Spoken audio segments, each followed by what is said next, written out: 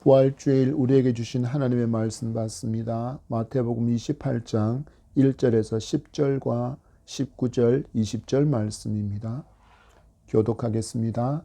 안식일이 다 지나고 안식 후 첫날이 되려는 새벽에 막달라 마리아와 다른 마리아가 무덤을 보려고 갔더니 큰 지진이 나며 주의 천사가 하늘로부터 내려와 돌을 굴려내고 그 위에 앉았는데 그 형상이 번개 같고 그 옷은 눈같이 희건을 지키던 자들이 그를 무서워하여 떨며 죽은 사람과 같이 되었더라. 천사가 여자들에게 말하여 이르되 너희는 무서워하지 말라. 십자가에 못 박히신 예수를 너희가 찾는 줄을 내가 아노라. 그가 여기 계시지 않고 그가 말씀하신 대로 살아나셨느니라. 와서 그의 누우셨던 곳을 보라. 또 빨리 가서 그의 제자들에게 이르되 그가 죽은 자 가운데서 살아나셨고 너희보다 먼저 갈릴리로 가시나니 거기서 너희가 배우리라 하라. 보라, 내가 너희에게 일렀느니라 하거늘. 그 여자들이 무서움과 큰 기쁨으로 빨리 무덤을 떠나 제자들에게 알리려고 다름질할세. 예수께서 그들을 만나 이르시되 평안하냐 하시거늘. 여자들이 나아가 그 발을 붙잡고 경배하니 이에 예수께서 이르시되 무서워하지 말라. 가서 내 형제들에게 갈릴리로 가라 하라. 거기서 나를 보리라 하시니라. 19절과 20절 말씀 같이 읽겠습니다. 그러므로 너희는 가서 모든 민족을 제자로 삼아 아버지와 아들과 성령의 이름으로 세례를 베풀고 내가 너희에게 분부한 모든 것을 가르쳐 지키게 하라. 볼지어다 세상 끝날까지 너희와 항상 함께 있으리라 하시니라. 아멘. 할렐루야. 주께서 부활하신 이 아침에 거룩한 예배의 자리로 인도하여 주신 하나님께 모든 존귀와 영광을 올려드립니다. 부활, 이 놀라운 진리가 이미 나에게 주어진 9월의 선물이라는 것을 여러분 이 시간 분명히 깨닫고 무너져 있는 우리의 부활의 기쁨, 그 풍성함을 경험하는 은혜가 넘치게 되기를 소망하며 축복합니다. 전 세계에는 한 시대를 풍미했던 군주들의 거대한 무덤들이 여기저기 많이 남아 있습니다. 대표적으로는 경주의 왕릉이 있고 이집트와 멕시코에 있는 피라미드도 그렇다 할 것입니다. 인도의 타지마할과 유럽에는 로마 황제들의 거대한 무덤들도 있고 일본에는 세계에서 세 번째로 큰 왕의 무덤이 있기도 합니다. 그래서 이 무덤을 구경하기 위해서 참 많은 관광객들이 이 무덤을 방문하고 그 거대한 크기에 압도당하기도 합니다. 또한 고대시대에 만들어진 그 거대한 무덤들을 보면서 이 무덤을 만들기 위해서 동원되었을 사람들의 그 수고와 희생을 생각하며 안타까운 마음을 품기도 합니다. 이들 왕들과는 비교조차도 할 수 없는, 비교가 불가능하신 이 땅에 오신 성자 하나님의 무덤이 오늘 말씀에 등장하고 있습니다. 세상 사람들은 마주한 그 거대한 왕들의 무덤을 보면서 압도당하고 탄성을 내어 지르기도 하지만 그 무덤의 주인들이 줄 수 있는 것은 그것이 전부입니다. 그러나 성자 하나님의 무덤은 잊지 않고, 그리고 또한 그 무덤을 마주한 사람들은 탄성을 지르지도 그 거대한 크기에 압도당하지도 않고 오히려 그 빈약함으로 말미암아 냉소하는 사람도 있습니다. 그러나 여러분, 놀랍게도 그 예수 그리스도의 빈 무덤 앞에선 너무나도 많은 사람들이 그 무릎을 꿇게 됩니다. 왜 그렇습니까?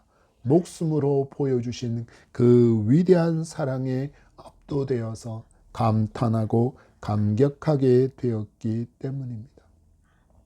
여러분, 오늘 여러분은 무엇을 찾기 위해서 이 자리에 오셨습니까? 죽은 자의 무덤을 찾기 위해서 오셨습니까? 아니면 살아나신 부활의 주님을 찾기 위해서 이날 이곳에 오셨습니까? 여러분, 부활은 기독교 진리의 가장 중요한 기둥입니다. 부활의 마침을 맞았던 그 사람들과 같이 우리도 부활의 목격자로서 굳게 서는 은혜가 이 시간 풍성하게 함께하기를 축복합니다. 우리 1절의 말씀 다시 받겠습니다. 안식일이 다 지나고 안식 후 첫날이 되려는 새벽에 막달라 마리아와 다른 마리아가 무덤을 보려고 갔다니. 아멘. 오늘 주신 1절의 말씀을 바탕으로 우리는 첫 번째 말씀의 주제를 봤습니다. 부활은 증인이 있는 실제 역사적 사건이라는 진리를 여러분 받을 수 있기를 바랍니다. 여러분, 우리가 예수 그리스도의 부활에 앞서서 기억해야 할 것은 예수 그리스도의 죽음입니다. 왜냐하면 죽음이 있어야 부활도 있기 때문입니다. 그렇다 그러면 부활이 사실이 되기 위해서는 예수 그리스도의 죽음이 먼저 사실인지가 인정되어져야 합니다. 여러분, 예수 그리스도는 십자가에서 고통 가운데 죽으셨습니다. 그리고 이 예수 그리스도의 죽음에 대한 사실 여부는 예수 그리스도의 사형을 집행했던 로마 군인들의 증언과 그 확인함으로 우리가 발견할 수 있습니다. 마가복음 15장 44절 45절 말씀을 보면 아리마대 요셉이 예수 그리스도의 시체를 빌라도에게 요구하는 장면이 있습니다. 그때 빌라도가 백부장을 불러서 예수 그리스도의 죽음에 대해서 확인을 합니다. 죽은 지 오래되었느냐? 그때 그 질문에 예수 그리스도의 사역을 집행했던 그 백부장이 예수 그리스도의 죽음을 공식 확인한 후에야 비로소 아리마대 요셉에게 예수 그리스도의 시신을 내어주는 장면이 기록되어져 있습니다. 아리마대 요셉은 자기를 위해서 준비한 한 번도 사용하지 않은 무덤에 예수 그리스도를 장사하고 3일이 지난 그 새벽에 막달라 마리아와 다른 마리아가 무덤으로 나아가는 장면의 기록이 오늘 우리가 받은 1절의 말씀입니다. 여러분, 이 막달라 마리아와 다른 마리아가 예수 그리스도의 무덤으로 달려가는 그 새벽에 이미 하나님께서 놀라운 역사를 일으키시는 장면들이 이어지고 있습니다. 말씀을 따라 보시면 먼저는 큰 지진이 일어나 있습니다.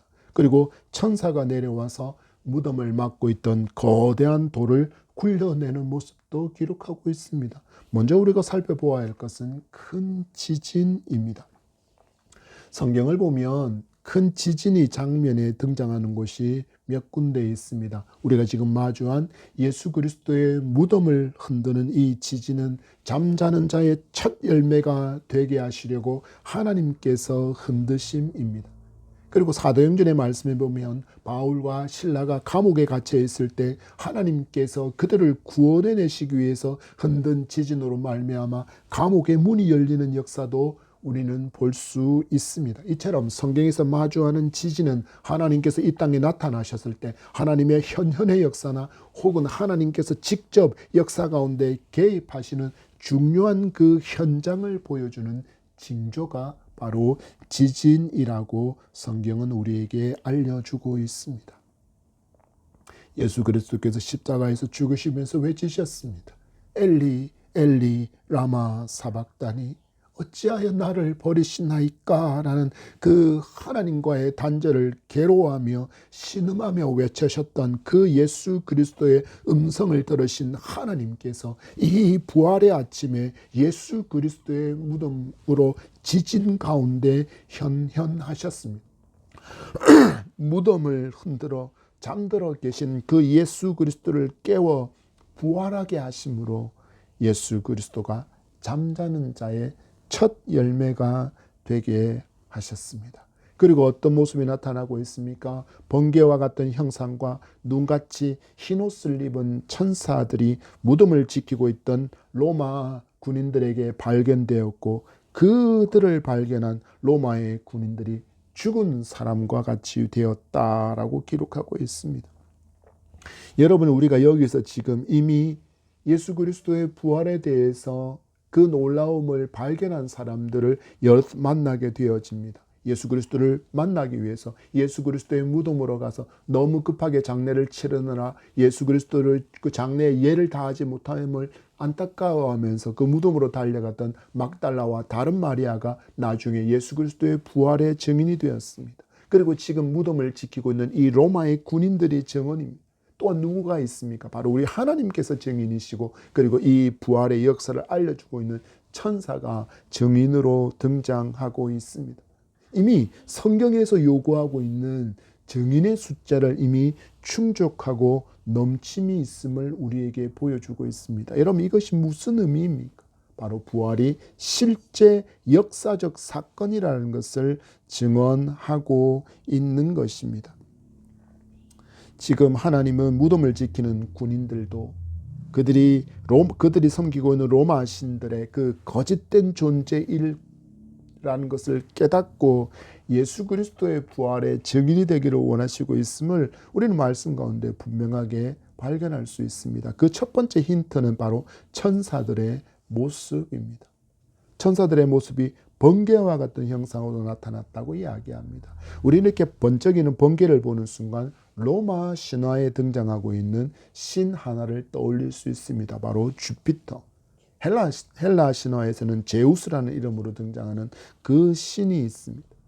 그래서 로마 군인들은 이 주피터의 가호 아래 세상을 강력하게 정복할 수 있다는 확실한 믿음 가운데 살아가고 있었습니다. 그런데 무덤을 지키던 그들에게 나타난 그 천사가 어떤 모습으로 나타났습니까? 그들의 주신인, 최고의 신이라고 불리우는 그 주피터의 상징인 번개의 광채를 내뿜으며 나타난 것을 보게 된 것입니다. 그런데 그들이 섬기고 있었던 최고 신보다 더 강력한 진짜 하늘의 권능 앞에 서 있다는 그 두려움에 사로잡혀서 어떻게 되었다고 성경은 기록합니까? 죽은 사람과 같이 되었다고 기록하고 있습니다. 그들은 그들의 신전에 가서 주피터의 신전에 가서 제사하면서도 이런 놀라움을 경험해 본 적이 없었다라는 것입니다. 그런데 그들의 눈앞에 번개 형상으로 나타난 천사를 보면서 그 놀라운 자기들이 최고의 신이라고 불리는 주피터보다 더 놀라운 권능 앞에 그들이 떨 수밖에 없었다라는 것입니다. 두 번째는 눈같이 흰 옷이 등장하고 있습니다. 여기에 등장한 천사의 눈부시게 하얀 옷은 단순히 깨끗하다, 정결하다는 표시가 아닙니다. 왜냐하면 로마인들에게 있어서 이 흰옷은 승리한 장군이나 그들의 제사장, 그들의 신들에게 제사하는 제사장들, 신성을 입은 자들에게만 허락되어진 정복의 상징이었기 때문입니다. 로마의 군인으로서 무덤을 지키고 있던 이들은 돌 위에 앉아있는 흰옷을 입은 천사의 모습은 그 자체만으로 이미 로마의 그 무력, 칼로서 팍스 로마나 외치면서 칼로서 평화를 이룰 것이다라고 외쳤던 그 로마의 칼이 이미 무너졌다라는 것을, 패배했다라는 것을 고요하고도 강력하게 승리를 선언한 모습이 바로 천사의 흰옷이 상징하는 바입니다. 여러분, 로마의 군인들은 훈련받으면서 죽음조차도 두려워하지 않는 강한 군사 훈련을 받아야만 로마의 정예의 군인이 될 수 있었습니다. 그러나 그들이 찬란한 번개의 형상과 흰옷을 입은 하늘 군대를 직접 마주했을 때 그들의 몸도 마음도 모두 두려움에 사로잡혀 그들이 죽은 자와 같은 상태에 이르러 있습니다. 우리에게 무엇을 보여주는 것입니까? 당시 유대를 지배하고 있던 나라는 로마입니다. 그런데 그 무덤을 지키던 그 로마의 권세가 얼마나 보잘것없는 것인지, 또한 그들이 최고의 신이라고 따르는 그 주피터를 포함한 그 수많은 신들이 얼마나 하나님의 전능하심 앞에서 부질없는 존재인지를 하나님이 지금 그들에게 보여주시며 그들도 부활의 증인으로 서기를 원하셨습니다. 그러나 그들은 그 하나님의 뜻을 온전히 따르지 못합니다. 그들은 죽음이 두려워서, 부활을 목격했으면서도 그 죽음이 두려워서 유대인, 자기들이 지배하고 있는 그 유대인 대제사장들에게로 달려가서 자초지종을 설명하고 그리고 그들에게 목숨을 구원받게 되어집니다. 그러면서 그들은 소문을 냅니다. 예수는 부활한 것이 아니라 예수의 제자들이 밤중에 예수의 시체를 훔쳐갔다라는 소문에 동참하는 어리석은 선택을 합니다. 여러분, 그러나 돈을 받고 그들이 거짓 소문을 퍼뜨렸지만 그들이 예수께서, 하나님께서 그를 부활케 하셨다라는 역사적 증인이라는 것은 결코 부인할 수 없을 것입니다. 여러분, 예수님이 부활하신 이 주일 아침 예수 그리스도의 부활을 진실로 믿는 믿음이 여러분에게 일어나게 되기를 소망합니다. 왜 그렇습니까? 기독교는 예수 그리스도의 부활이 거짓이라면 그 신앙 자체가 붕괴하고 말 것이기 때문입니다. 다르게 말하면 우리가 견고한 믿음의 사람으로 서기 위해서는 이 부활의 신앙은 필수라는 것입니다.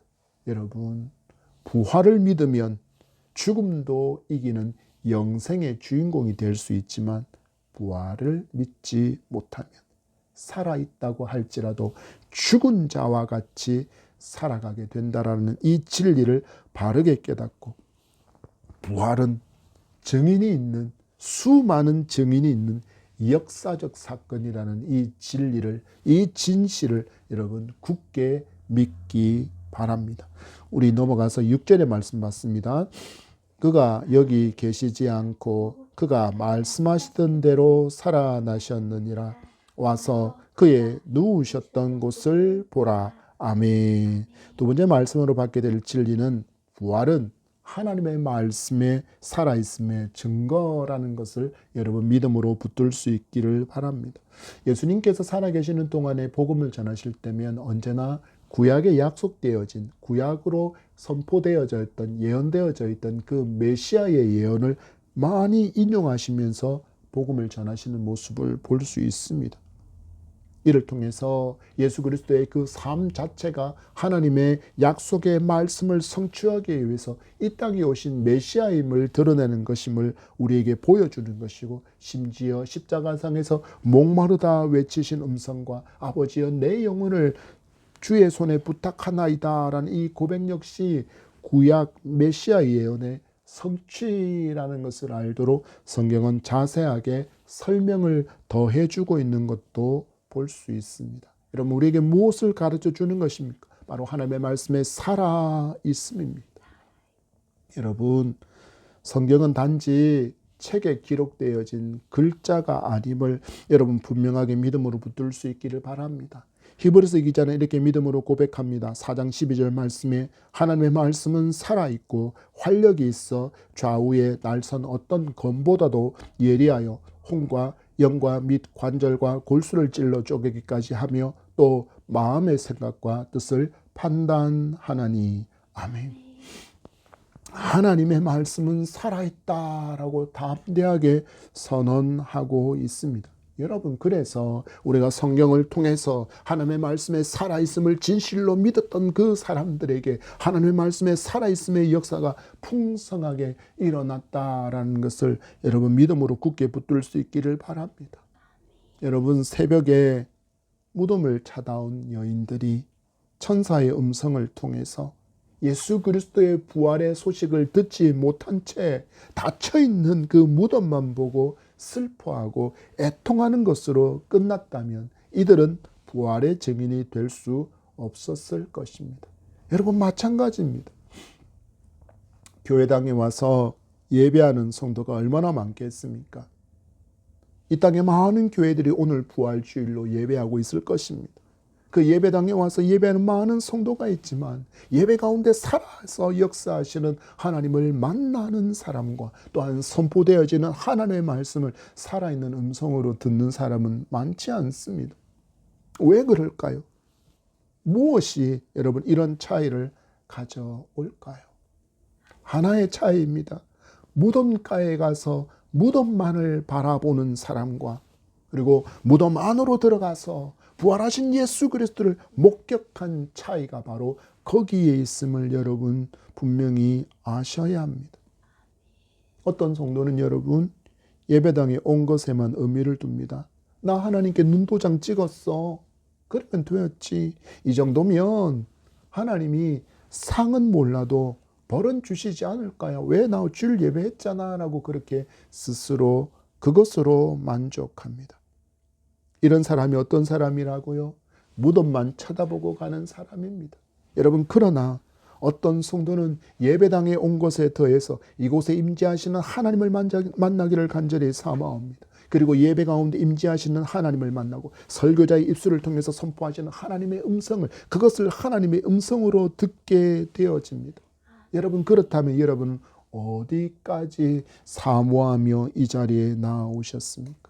예배당에 온 그 사실만으로 만족하고 계십니까? 아니면 예수님께서 당신의 살과 피를 흘리심으로 열어주신 이 지성소 가운데 임재하시는 하나님을 만나기를 간절히 사모함 가운데 이곳에 오셨습니까? 바라고 원하기는 우리는 하나님의 임재를 사모하고 하나님의 음성 듣기를 사모하여 이 자리에 온 여러분이 되기를 소망합니다. 무덤을 찾아온 두 여인은 무덤에 와서 예수님을 너무 급하게 장례 치르느라 다 하지 못한 그 예를 하려고 온 것이었습니다. 그러나 그들이 무덤 안으로 들어왔을 때 부활하신 빈 무덤을 목격하게 되었습니다. 그리고 천사들이 전해준 예수 그리스도의 부활의 그 놀라운 소식을 전해 듣고 그들은 부활의 증인이 되었습니다. 그들은 말합니다. 살아 계셨을 때 예수 그리스도께서 늘 하셨던 그 말씀처럼 예수 그리스도는 살아나셨다. 예수 그리스도는 살아나셨다라는 그 천사의 음성을 통해서 하나님의 말씀이 온전히 성취되었음을 그들이 경험하게 되었습니다. 로마서 10장 17절은 이렇게 말씀합니다. 그러므로 믿음은 들음에서 나며 들음은 그리스도의 말씀으로 말미암았느니라. 아멘. 여러분, 예수께서 하신 말씀 그대로 나는 부활할 것이다 말씀하신 그대로 예수께서 부활을 성취하시는 그 진실을 천사들에게 들은 이 여인들의 마음에 믿음의 확신이 더해졌습니다. 나중에 이 여인들의 삶을 보면 그들이 얼마나 믿음으로 담대해진 삶을 살았는지를 우리가 정확하게 볼 수 있습니다.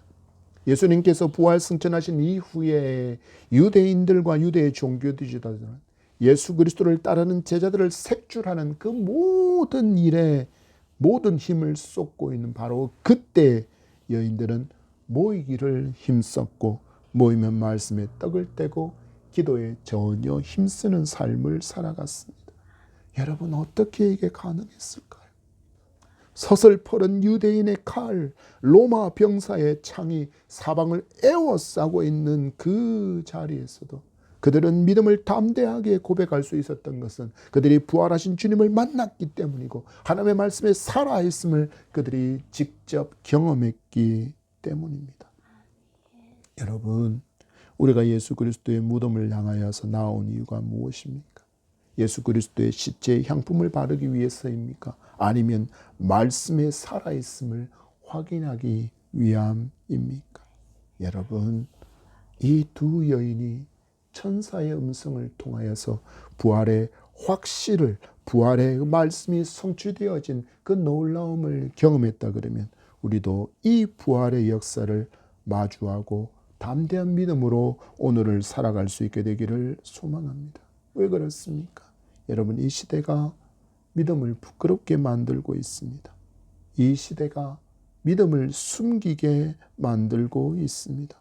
그러나 여러분, 기억하십시오.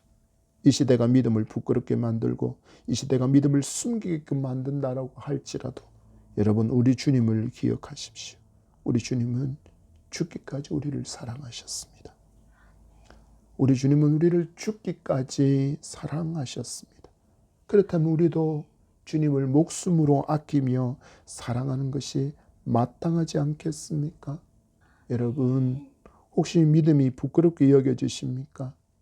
당당하지 못하여서 내 주변의 친구들이, 내 주변의 동료들이, 내 주변의 이웃들이 내가 예수 그리스도를 믿는다는 사실들을 여전히 모른 채 그것을 숨기기에 급급한 모습으로 살아가며 그들과 함께 세상 향락에 젖어 예수가 아닌 것처럼, 예수의 사람이 아닌 것처럼 그렇게 여러분 살아가고 있습니까?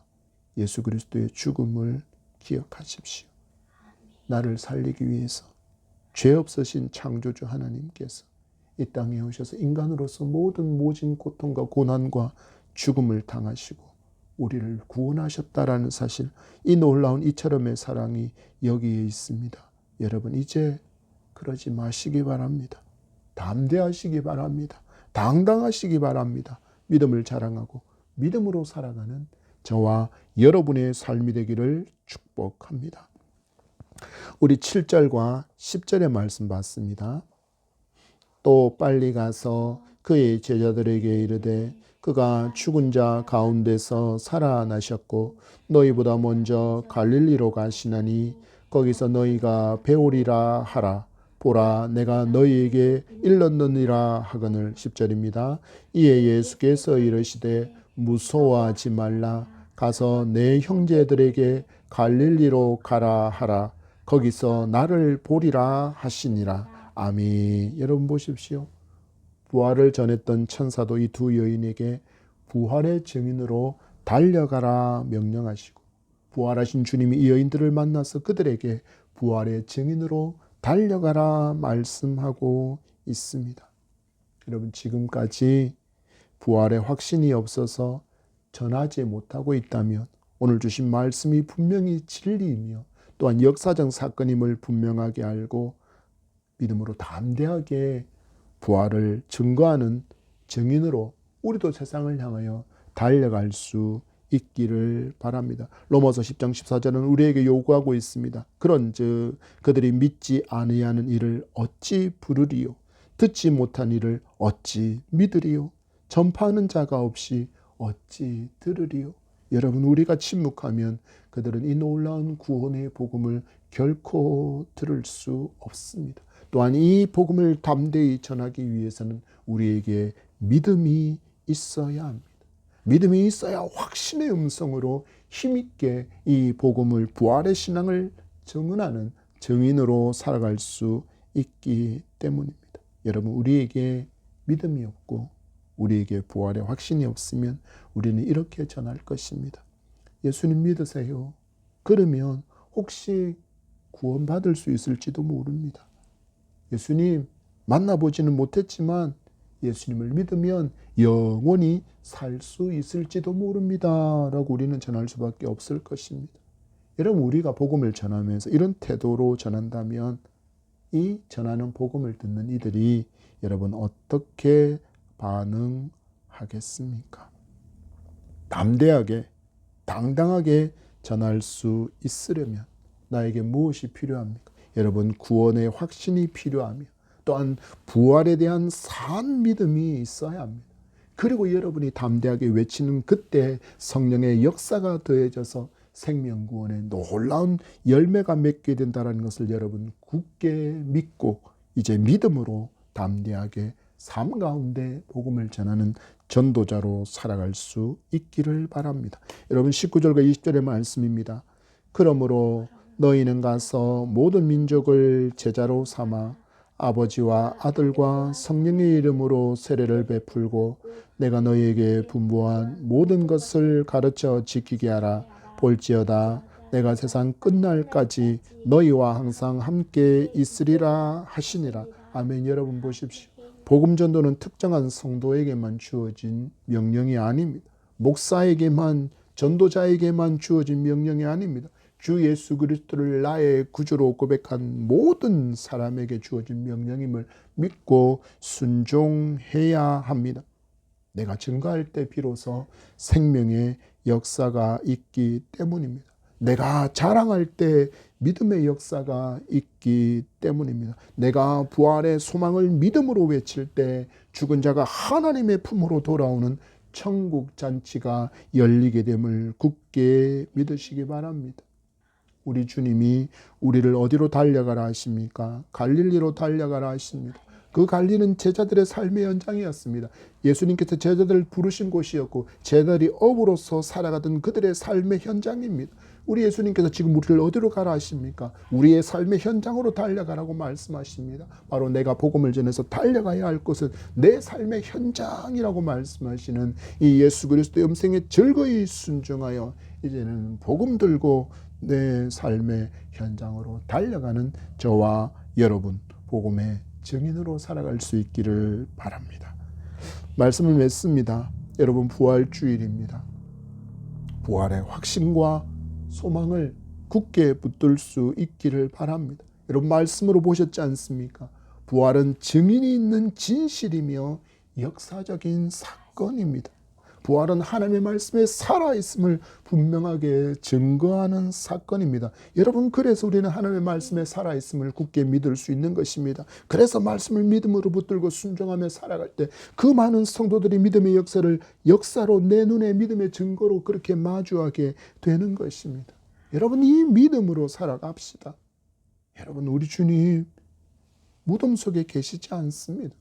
우리 주님은 여러분의 삶의 현장인 갈릴리로 먼저 가 계신다라고 말씀합니다. 오늘 우리가 예배를 마치고 나아가는 저 문밖이 바로 우리가 주님과 함께 달려갈 갈릴리임을 여러분 기억하시고 그곳에서 부활의 주님과 함께 세상을 이기며 살아가는 저와 여러분이 되어지기를 주의 이름으로 축복합니다. 하나님 감사합니다. 부활의 주일에 우리에게 생명의 말씀 주시니 감사합니다. 부활이 역사의 사건이며 부활이 하나님의 말씀에 살아있는 증거이며 또한 부활이 우리에게 부활의 증인의 삶을 요구하는 것을 오늘 말씀 가운데 들었사오니 주신 말씀 기억하며 부활의 증인으로 담대하게 당당하게 외치며 살아갈 수 있도록 우리에게 굳센 믿음 주시고 성령의 충만함으로 더딥혀 주옵소서. 감사하며 예수 그리스도의 이름으로 기도합니다. 아멘.